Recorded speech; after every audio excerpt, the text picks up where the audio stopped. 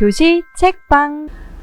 네, 안녕하세요. 교실 속 작은 책방, 교실 책방의 도니입니다.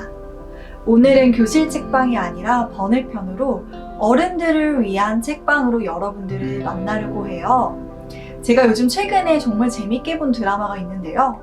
바로 사이코지만 괜찮아 라는 드라마입니다. 이 드라마에서 여자 주인공의 극중 직업이 바로 그림책 작가인데요. 그래서 드라마 속에는 여러 권의 그림책이 등장합니다. 이 가상의 그림책들을요, 실제 책으로 출판해달라는 시청자들의 요청이 쇄도했기 때문에 이 책들이 진짜로 출판이 됐습니다. 저는 그 중에서도 첫 번째, 악몽을 먹고 자란 소년, 두 번째, 좀비 아이, 이 두 권을 가지고 이야기를 하려고 합니다. 소개에 앞서서 극 중에서 이 책을 썼던 그 고문영 작가의 캐릭터와 성향, 성격들을 간단하게 설명해 드리려고 합니다. 고문영 작가는요, 30세의 인기 아동문학 작가입니다. 잔혹동화 작가로 유명하고요. 그런데 이 고문영 작가가 어렸을 때 조금 아픈 기억이 있어요. 그 탓인지 고문영 작가는 반사회적인 성향을 띠고 있고요. 차갑고 냉혹합니다. 그리고 타인에 대해서 공감 능력이 조금 부족하고요.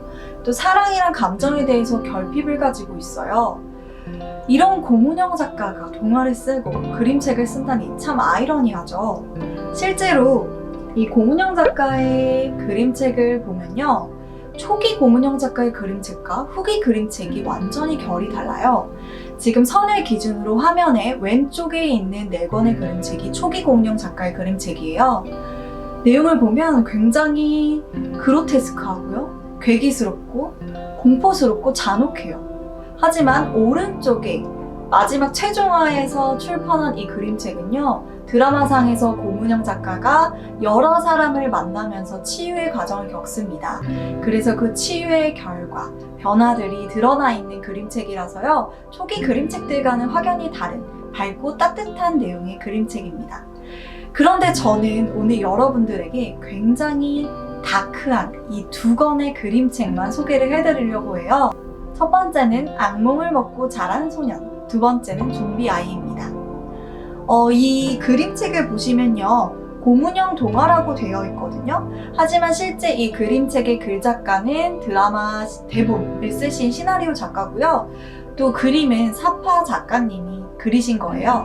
하지만 고문영 동화라고 되어 있고요. 앞쪽에 보시면은 이제 고문영 작가님의 친필 사인 인쇄본까지 이렇게 보실 수 있습니다. 그러면 실제 그림책은 어떤 내용인지 한번 들어가 볼까요?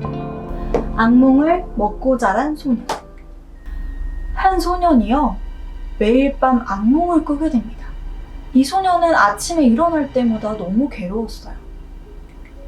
과거에 잊고 싶었던 기억들이 자꾸만 꿈에 나오는 거예요. 그래서 이 소년이 누구를 찾아가냐면요, 바로 마녀를 찾아갑니다. 그리고는 이렇게 말하죠. 마녀님, 제발 다시는 악몽을 꾸지 않게 제 머릿속에 든 나쁜 기억을 모두 지워주세요. 그럼 당신이 원하는 걸 뭐든지 드릴게요. 마녀는요, 더 이상 소년이 악몽을 꾸지 않게 해줍니다. 마녀 때문에 더 이상 악몽을 꾸지 않게 된 소년, 과연 행복해졌을까요? 여러분이 그림책을 통해 확인을 해보세요. 저는 마지막에 마녀가 소년에게 하고 간 말을 여러분들에게 들려드리고 싶습니다. 그러니 잊지 마. 잊지 말고 이겨내. 이겨내지 못한다면 너는 영원히 자라지 않는 어린애일 뿐이야. 사실 이 대사는요, 극 중의 고문영 작가, 그리고 정신병동의 보호사인 강태, 자폐 스펙트럼을 가지고 있는 상태, 그 모두에게 작가가 전하고자 하는 메시지가 아닌가 싶습니다. 이 세 주인공은요, 공통점이 어렸을 때 정말 안 좋은 기억, 악몽 같은 기억 때문에 현재를 고통받고 있어요. 그들이 일상생활을 제대로 영위하지 못하고 고통받고 있을 때 작가는 이렇게 말합니다. 벗어나려고, 도망치려고, 잊으려고 하지 마. 그냥 이겨내. 그럼 너는 한층 더 성숙한 어른으로, 영원히 자라는 어른으로 자랄 수 있을 거야. 이렇게 말하고 있어요. 근데 이 그림책이요, 사실 1화에 나온 그림책이에요. 근데 마지막 최종화까지도 계속 반복해서 등장하는 그림책이에요. 그리고 극중 상태가 가장 사랑하는 그림책이기도 하고요. 심지어 화면에 나와 있는 이 대사를 아예 상태는 외우고 있어요. 그래서 어쩌면 이 책은 드라마를 관통하는 메시지를 담고 있는 가장 핵심적인 그림책이 아닌가 싶습니다. 네, 그러면 이번에는 두 번째 그림책을 한번 소개해 보도록 하겠습니다. 좀비 아이. 어느 작은 마을에 한 사내 아이가 태어났습니다. 피부는 창백하고 눈동자가 아주 큰 아이였어요. 엄마는요, 이 아이는 감정이 전혀 없고 그저 식욕만 있는 좀비였다는 걸 알아차립니다. 하지만 실제로 이 아이가 좀비였는지는 우리는 알 길이 없습니다. 그저 엄마가 그렇게 판단했을 뿐이죠. 엄마는요, 이 아이를 지하실에 가둬놓고요, 밤마다 남의 집 가축을 훔쳐서 먹이로 주며 몰래 키웁니다. 닭을 갖다 주기도 하고요, 돼지를 갖다 주기도 해요.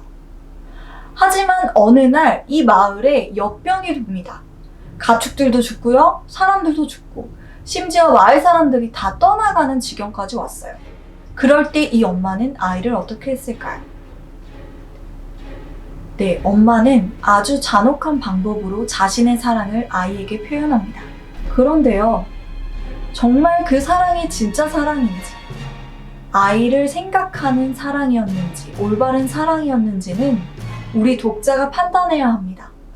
여러분은 그림책을 통해서 이 엄마가 어떤 방법으로 자신의 사랑을 표현했는지 한번 확인을 해보세요. 저는 마지막에 이 몸통만 남은 엄마에게 아이가 했던 말을 여러분들에게 들려드리려고 합니다. 아이는요, 몸통만 남은 엄마를 이렇게 껴안고요, 이렇게 말합니다. 엄마는 참 따뜻하구나. 그리고 마지막 문장. 아이가 원한 건 먹이였을까? 엄마의 온기였을까? 극중에서 강태와 그리고 문영 작가는요, 사실 어렸을 때 엄마의 온기를 받지 못하는 아이들이었어요. 그들이 원하는 거는 그저 엄마의 따뜻한 온기였는데, 엄마는 본인들은 아이들을 사랑한다는 핑계하에 원하지 않는 걸 자꾸 주입시켰어요. 그래서 어쩌면 이 이야기는 문영이가 이야기하는, 강태가 이야기하는 자전적인 이야기가 아닌가 싶어요. 사랑이라는 거는 내가 원하는 걸 주는 게 아니라 상대방이 원하는 걸 주는 거다. 먹이를 주는 게 아니라 나의 온기를 주는 거. 아이가 원하는 엄마의 온기를 주는 게 사랑이다. 라는 거를 기억하시고 이 그림책을 감상하셨으면 좋겠습니다. 네, 그래서 오늘은 좀비 아이와 악몽을 먹고 자란 소년 두 권의 책을 소개를 해드렸고요. 이 그림책 뿐만 아니라 나머지 고문영 작가의 그림책을 읽으시면 드라마에서 얻은 감동에 더 배가 되는 기쁨을 누릴 수 있을 거라고 생각이 듭니다. 또 이 그림책 이외에 드라마의 대본집도 새로 나왔다고 하니 같이 감상해 보시는 것도 추천드립니다. 네, 오늘은요, 이 드라마 사이코지만 괜찮아 속에 나오는 고문영 작가의 두 권의 그림책을 다뤘고요. 다음에도 더 유익하고 의미 있는 그림책이나 어린이책 가지고 찾아뵙도록 하겠습니다. 여러분 감사합니다. 교실 책방